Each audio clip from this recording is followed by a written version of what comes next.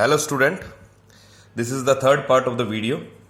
इससे पहले हम दो पार्ट देख चुके हैं और आज की वीडियो में हम methods of preparation of alkanes के अंदर मैं आपको एनसीईआरटी के अकॉर्डिंग हमारा जो एल्केन की जो विर्चन की विधियां हैं उनके बारे में हम चर्चा करेंगे। देखो, एक सबसे इंपॉर्टेंट हमारे पास मेथड्स ऑफ प्रिपरेशन के अंदर आता है कार्बोक्सिलिक एसिड, कि हम कार्बोक्सिलिक एसिड से एल्केन कैसे प्राप्त कर सकते हैं। How can we obtain alkane from carboxylic acid. इसके हमारे पास दो तरीके हैं। देखो, एक तो हमारे पास है method soda lime D carboxylation, carboxylation Hindi में इसको कहते हैं सोडा लाइम वी कार्बोक्सिलीकरण। ठीक है बच्चों, ध्यान से देखना और समझने का प्रयास करना। दूसरा हमारे पास है कोल्बे मेथड, कोल्बे विधि। अब देखो, जो सोडा लाइम वी कार्बोक्सिलीकरण है यानी सोडा लाइम डी कार्बोक्सिलेशन है, ये हमारे पास एक तरह से केमिकल मेथड है। ठीक है, और ये है हमारे पास इलेक्ट्रिकल मेथड, कि हम इलेक्ट्रिकल मेथड और केमिकल मेथड से हम कैसे ही यानी कार्बोक्सिलिक से कैसे हम आरएच प्राप्त करेंगे। देखो, कार्बोक्सिलेशन से आरएच। हालांकि एक चीज समझिए कि ये दोनों ही जो प्रक्रिया है हमारे पास, ये वी कार्बोक्सिलीकरण की है। वी कार्बोक्सिलेशन का मतलब ये हुआ कि सर, जब process of removal of CO2, the process of removal of CO2, अगर आप ये ध्यान से देखें कि सर ये RCOH है, अगर मैं इसमें से COH हटा दूंगा तो हमारे पास बचेगा क्या। सोचिए और देखिए, अरे RH ही तो बचा, RH यानी एल्केन। ठीक है ना, इसी को हम डीकार्बोक्सिलीकरण कहते हैं, डीकार्बोक्सिलेशन कहते हैं। ठीक है ना, in English it is decarboxylation, Hindi के अंदर इसे वी कार्बोक्सिलीकरण। अब देखो, सबसे पहले हम जो मेथड लेते हैं हमारे पास वो है सोडा लाइम डीकार्बोक्सिलेशन। समझना, लाइम कार्बोक्सिलेशन दोनों लैंग्वेज का मैं यूज करूंगा ताकि बच्चों को दिक्कत नहीं आए। आप देखिए, देखो इसमें सोडा लाइम डीकार्बोक्सिलेशन में समझने से पहले देखो, डीकार्बोक्सिलेशन तो हमें पता है सर, इसमें से हम CO2 रिमूव करेंगे। CO2 रिमूव करेंगे तो हमारे पास जो बचेगा वो RH होगा, जो कि एल्केन होगा। अब देखो, इसमें दो वर्ड यूज किए गए हैं, एक तो यूज किया गया है सोडा, एक यूज किया गया है लाइम। तो देखो, सोडा जो वर्ड है वो तो एक्चुअल में कास्टिक सोडा से आया है हमारे पास। ठीक है, और NaOH जिसको अपन ने यूज कर। और लाइम जो वर्ड है वो हमारे पास क्विक लाइम से आया है, क्विक लाइम, जो कि हमारे पास है कैल्शियम ऑक्साइड, बिना बुझा चूना। ठीक है, सोडा कास्टिक सोडा से। अब देखो, इसमें करते क्या सर, इस रिएक्शन थोड़ा अपन इस पर चर्चा करते हैं कि इस रिएक्शन में करते क्या। तो देखो, हम वी कार्बोक्सिलेशन की बात करें तो हम सबसे पहले लेते हैं कोई भी कार्बोक्सिलिक एसिड। अब कोई भी एसिड हो, अगर हम ये कहेंगे सर इस एसिड की एसिडिक नेचर शो करने वाले रिएक्शन शो करो, तो देखो इसमें हम लेते हैं sodium salt of carboxylic acid. तो sodium salt of carboxylic acid का मतलब ये हुआ कि हम सबसे पहले इसको, भाई एसिड है तो बेस से रिएक्ट करेगा, और एसिड की ये खूबी है कि वो H+ रिलीज करता है। हमारे पास बना RCONA प्लस हाफ, नहीं सोडियम साल्ट बन गया, इधर हमारे पास H2। तो ये जो चीज बनी है, R देखो यहाँ रिप्रेजेंट कर रहा है एल्किल ग्रुप को। देखो ध्यान से समझने का प्रयास करना मैं क्या कहना चाह रहा हूं। R यहाँ पे एल्किल ग्रुप हो गया हमारे पास, तो RCONA और H और OH। तो ये हमारे पास ये जो चीज है इसको कहते हैं sodium salt of carboxylic acid, sodium salt of carboxylic acid यानी कार्बोक्सिलिक अम्ल का सोडियम लवण, सोडियम लवण। अब देखो, इसके देखो हमने सबसे पहले प्राप्त कर लिया। हालांकि देखो, कुछ बुक्स आपको इसके बारे में रेशियो भी बताएगी। रेशियो हमारे पास वैसे अगर हम अच्छी ऑथेंटिक बुक्स में देखें तो इसमें 3:1 मिलता है इसका, 3:1 यानी कास्टिक सोडा का रेशियो हमारे पास 3 रहेगा और इसका 1 रहेगा। अब देखो, रिएक्शन समझने का प्रयास करना बड़ी इजी है। देखो, मैं नेक्स्ट पेज लेता हूं।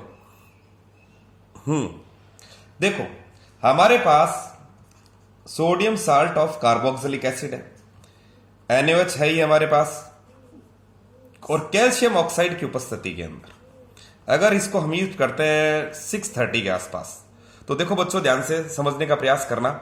हमारे पास जो CO2 तो है ही हमारे पास, देखो यहां से ये चीज हट जाएगी, तो अगर ये चीज हटती है तो बचता क्या है सर, RH। अरे यही तो बचा। तो एक तो हमारे पास देखो ये एल्केन बन गया, दूसरा हमारे पास जो बाय प्रोडक्ट है वो बन रहा है Na2 CO3। अब देखो अगर हम इस सर R की जगह हम ये ले लें सर C2H5 CONA, ठीक है, और ये है हो गया हमारे पास NaOH, ये कैल्शियम ऑक्साइड है हमारे पास, हीट किया हमारे पास। तो देखो एक चीज देखो, C2H5 है, ये CO2 तो हटेगा सर, ये चीज तो गई है हमारे पास। तो हमारे पास बना क्या सर, इसको देखें तो C2H5 था, ये एक और H मिल गया C2H6, और यहां पे हमारे पास हो गया Na2CO3। तो देखो इसमें एक इंपॉर्टेंट चीज निकल के आई सामने कि सर इस रिएक्शन के अंदर जो भी प्रोडक्ट मिल रहा है हमें, उसमें कार्बन की संख्या कम है, कार्बन कम है। The product is having a lesser number of a carbon atom than reactant. उत्पाद के अंदर कार्बन परमाणु की संख्या कम है। आगे 12th के अंदर आप एक बहुत इंपॉर्टेंट टॉपिक पढ़ोगे जिसके कहते हैं हम descent of series. Descent of series, descent of series का मतलब यह हुआ कि जब हम इंटर कन्वर्जन करेंगे, यानी एक कंपाउंड को दूसरे कंपाउंड में परिवर्तित करेंगे जिसमें हमें कार्बन परमाणु की संख्या चाहिए, तो उसमें सोडा लाइम वी कार्बोक्सिलेशन या soda lime decarboxylation is the best method to convert to make a product in carbon atom less, ठीक है ना। तो देखो अभी देखो एक चीज समझिए, हमारे पास यहाँ पे कार्बन एटम, अब देखो एक चीज, अब सर इसका मैकेनिज्म की बात करें, भाई मैकेनिज्म देखें भाई क्या है। तो देखो मैकेनिज्म में हम ये देखते हैं कि सर RCONA, मैं R ले रहा हूं, समझ रहे होंगे मेरी बात को। वैसे ये रिएक्शन जो भी हो रही है वो हमारे एक्वस मीडियम में हो रही है, एक्वस मीडियम यानी जलीय माध्यम में। ध्यान से सुनना, हमारे पास बनता है सर RCO नेगेटिव, यानी डिसोशिएट होता है ये Na+। अब देखो बच्चों ध्यान से समझने का प्रयास करना, सर RCO इस पर नेगेटिवली चार्ज है। अब ये नेगेटिव या तो यहां जैसे आए तो ये यहां है, तो देखो ये चीज यहां आती है तो ये ब्रेकेज होगी, ठीक है बच्चों। भाई ये क्या करेगी सर, ये इलेक्ट्रॉन जो भी है ये अपने पास ले लें तभी इसको स्टेबिलिटी मिलेगी। तो देखो वैसे भी ये हीटअप होने पर होता है, क्योंकि हीट होगा तभी हमारे पास वी कार्बोक्सिलीकरण होगा। ध्यान से सुनना मेरी बात को, उच्च ताप पर ही वी कार्बोक्सिल CO2 रिमूवल थोड़ा इजियर हो जाता है। तो देखो यहां से अगर ये लेके अपने इलेक्ट्रॉन चला गया तो हमारे पास R क्या हो गया सर, नेगेटिवली चार्ज। अब ये लेके चला गया तो इसके जो इलेक्ट्रॉन्स है तो अब ये स्टेबिलिटी ले लेगा, यानी इसके पास तो ऑटोमेटिकली CO, और यहां पे हमारे पास एक बॉन्ड मिली गई, ये इलेक्ट्रॉन तो ले गया हमारे पास, ये CO2, तो CO2 तो निकल गया, CO2 निकला है हमारे पास हीट करने, यही हमारे पास रेट डिटरमाइनिंग स्टेप होता है इसका। अब देखो नेगेटिव है हमारे पास, देखो फर्स्ट ये आ गया, सेकंड ये आ गया, थर्ड में देखिए आप नेगेटिव है। अब एक्वस मीडियम है तो हमारे पास सर जल से ये H+ ले लेगा, तो H+ लेते हमारे पास क्या बन गया RH। ये लो हमारे पास एल्केन की प्रिपरेशन हो गई। अब देखो एक चीज देखो कि सर हम यहाँ NaOH ले रहे हैं, बिल्कुल ले रहे हैं NaOH। देखो NaOH क्या करता है, ये जो भी रिएक्शन हो रही है उसको बेसिक मीडियम प्रोवाइड करता है। बेसिक मीडियम प्रोवाइड करने से होता क्या है, अगर सर ये एसिडिक रहेगा तो ये वापस H ले लेगा, तो रिएक्शन पीछे बैकवर्ड हो सकती है। या बेसिक मीडियम तो ये बैकवर्ड नहीं होता, नहीं तो ये क्या होगा कि सर अगर NaOH रहेगा तो ये जल ले लेगा, ये RCOH बना लेगा, इसलिए NaOH यूज किया जाता है। दूसरी चीज देखो कि सर अगर इसमें देखें कार्बन सर इंटरमीडिएट क्या, तो कार्बन इंटरमीडिएट क्या बन रहा है, देखो खुद देखो यहाँ सर इसमें बन क्या रहा है, कार्ब एनाइन, ठीक है। अब देखो एक चीज बताता हूं, एक और चीज समझिए, इस रिएक्शन के अंदर हमें कुछ चीजें और निकल गया है। देखो NaOH वैसे अकेला यूज किया जा सकता है, अकेला यूज किया जा सकता है, लेकिन हम क्या यूज करते हैं sir, calcium oxide. Calcium oxide का रोल क्या है sir, what is the role of a calcium oxide in this reaction. तो देखो कैल्शियम ऑक्साइड क्या करता है, एक तो इस रिएक्शन को हाई टेम्परेचर पर कैरीड आउट करता है, उच्च ताप पर संपन्न करवाता है, यानी हाई टेम्परेचर पर इसको कैरीड आउट करेगा। सर हाई टेम्परेचर से, एक तो हाई टेम्परेचर से फायदा क्या है सर, CO2 का निष्कासन बड़ा आसानी से हो जाएगा।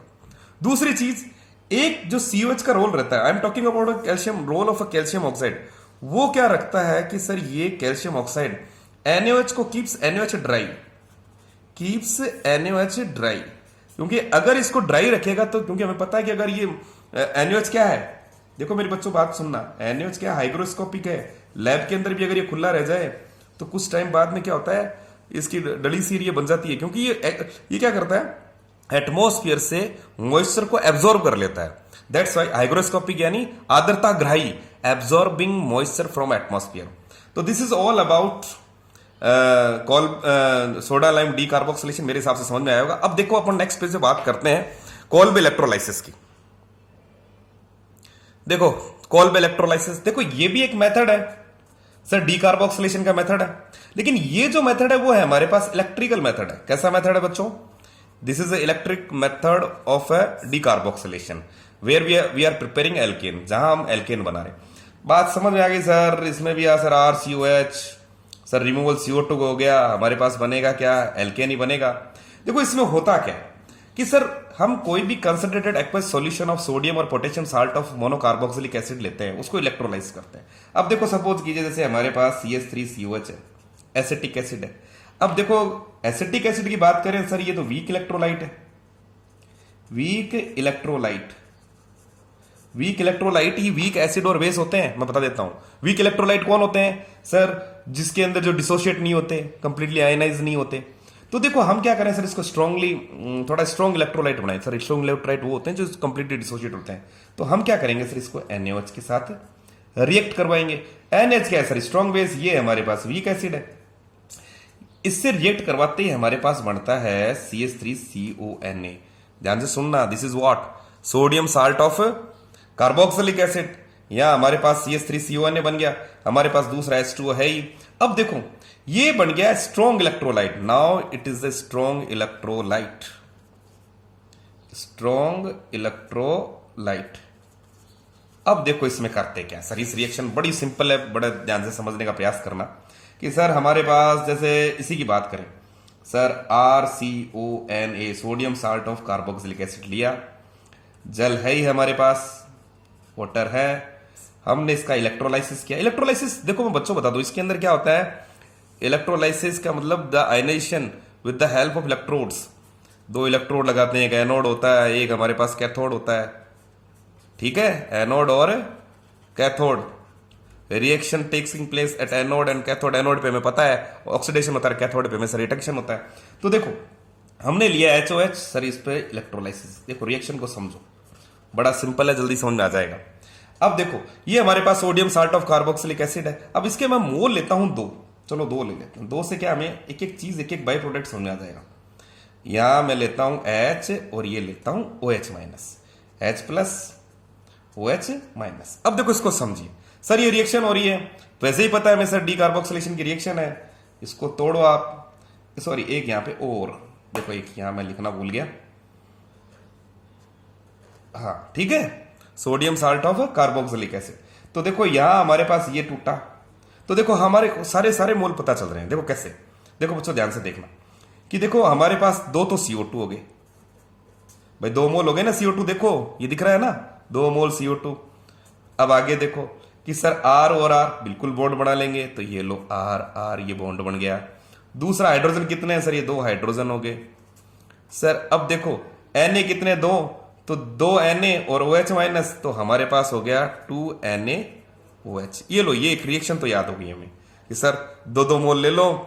यानी कहने क्या चाहते हो सर, यानी हम ये कहना चाह रहे हैं sir 2RCONA plus 2H2O reaction करवाई, हमारे पास फॉर्मेशन होती है 2CO2 RR plus H2 plus 2 mole of NaOH। अब थोड़ा इसका मैकेनिज्म देख लेते हैं अपन कि सर ये मैकेनिज्म हुआ कैसे।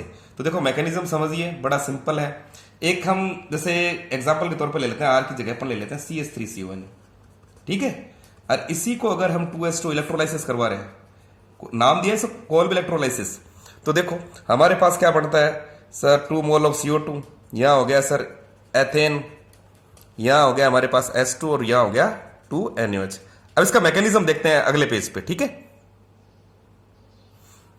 देखिए मैकेनिज्म देखिए, मैकेनिज्म बड़ा सिंपल है, बस थोड़ा सा देखिए और समझने का प्रयास करना। देखो हमारे पास CH3CONA है, मैं चाहूंगा कि इसको फटाफट 20 मिनट से पहले इस वीडियो कंप्लीट कर दूं। हमारे पास CH3CO minus plus Na plus में ये डिसोशिएट होता है। अब वाटर भी है सर, एक्वा सॉल्यूशन लिया आपने H2O, तो वो भी डिसोशिएट होगा। तो हमारे पास क्या आता है sir, H plus OH minus. देखो बच्चों मैं कोल्ब इलेक्ट्रोलाइसिस बता रहा हूं। Kolbe electrolysis when concentrated aqua solution of sodium और potassium salt of monocarboxylic acid is electrolysed. ये भी एक तरह से हमारे पास, देखो ध्यान से सुनना सर, इसमें भी कार्बोक्सिलिक एसिड हटा रहे हैं हम।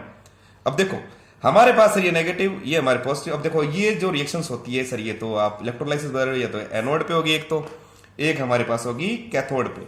तो देखो बच्चों समझने का प्रयास करना, एनोड पे सर वो तो पॉजिटिव चार्ज होता है। देखो हम इलेक्ट्रोलाइटिक सेल की बात करें, वहां एनोड पे पॉजिटिव चार्ज होता है, कैथोड पे हमारे पास नेगेटिव। इलेक्ट्रोकेमिकल में बात अलग होगी, इलेक्ट्रोलाइटिक सेल्स की बात कर रहे हैं हम। तो देखो एनोड पॉजिटिव है और यहां पर कैथोड नेगेटिव, तो एनोड पे पॉजिटिव पर कौन आएगा सर? एक तो ये आ सकता है, ये आ सकता है, तो ये आता है सर। अपनी आते क्यों है sir? They are just charge अपने डिस्चार्ज करने के लिए, तो ठीक है ना। तो हमारे एनोड पे हमें पता ही है कि सर होगा क्या, CH3CO माइनस। एनोड पे हमेशा होता क्या है? ऑक्सीडेशन, ध्यान रखना इस चीज का। तो देखो ऑक्सीडेशन होगा हमारे पास। तो देखिए समझने का प्रयास करना कि मैं इसको इस तरह से लिखता हूं ताकि आपको समझ में आए, CH3CO माइनस, ठीक है। यहां पे इसने अपना एक इलेक्ट्रॉन, इस नेगेटिव का मतलब 2 इलेक्ट्रॉन हो गए। तो देखो CH3CO और एक इलेक्ट्रॉन यहां रह गया, एक इलेक्ट्रॉन अपने, भाई ऑक्सीडेशन में यही तो होता है, लॉस ऑफ इलेक्ट्रॉन। समझ रहे मेरी बात को? अब देखो CH3CO और ये रहा, यानी एक तरह से ये क्या बन गया सर? एक तरह से ये फ्री रेडिकल है, यानी मैकेनिज्म ही क्या है सर? मैकेनिज्म कौन सा है? फ्री रेडिकल मैकेनिज्म है बच्चों, ध्यान रखना। This is a free radical mechanism. ये इलेक्ट्रॉन है। अब ये क्या करेगा सर? ये भी अपना इलेक्ट्रॉन सर स्टेबिलिटी के लिए, ये अपना इलेक्ट्रॉन इसने दिया, एक इलेक्ट्रॉन इसने दिया। तो देखो ये इलेक्ट्रॉन और ये इलेक्ट्रॉन सर बॉन्ड बना लेंगे और CH3 हमारे पास ऐसे रह जाएगा फ्री रेडिकल की तरह। तो ये तो हमारे पास CO2 आ गया। अब जैसे कि मैंने आपको स्टार्टिंग में बताया था कि सर हमने मोल कितने लिए हैं? 2 लिए हैं। अगर मैं इसको 2 कर दूं तो 2, ये 2 इलेक्ट्रॉन 2 CH3, तो इसका मतलब ये हुआ सर 1 CH3 ये हो गया, एक हमारे पास फ्री रेडिकल CH3 ये हुआ। इसने कहा 1 इलेक्ट्रॉन तेरा, 1 इलेक्ट्रॉन मेरा, क्यों ना बॉन्ड बना लेते हैं। ये लो बॉन्ड बन गया, यानी इथेन हमें प्राप्त होता है एट एनोड। अब देखो कैथोड के बारे में बात करें तो कैथोड में हमारे पास हमें पता है, कैथोड में हमें पता है कि सर कौन आएगा पॉजिटिव? तो Na भी है, RH है, तो H आके यहां सर कैथोड पे क्या होगा? रिडक्शन। और रिडक्शन में क्या होता है हमेशा? Gain of electron. तो H प्लस है, इलेक्ट्रॉन गेन किया सर, 2 इलेक्ट्रॉन की बार जितने इलेक्ट्रॉन लॉस होते हैं उतने गेन किए जाते हैं। 2H प्लस ले लो, हमारे पास बनता क्या है? H2। तो देखो बच्चों, hydrogen is obtain at cathode and ethane, यानी जो भी हेल्केन है, जो भी हमें प्राप्त होगा वो एनोड में प्राप्त होगा। मेरे हिसाब से आपको रिएक्शन समझ में आई होगी। और एनसीईआरटी की बुक पढ़िए, समझिए और करते रहिए। Thank you.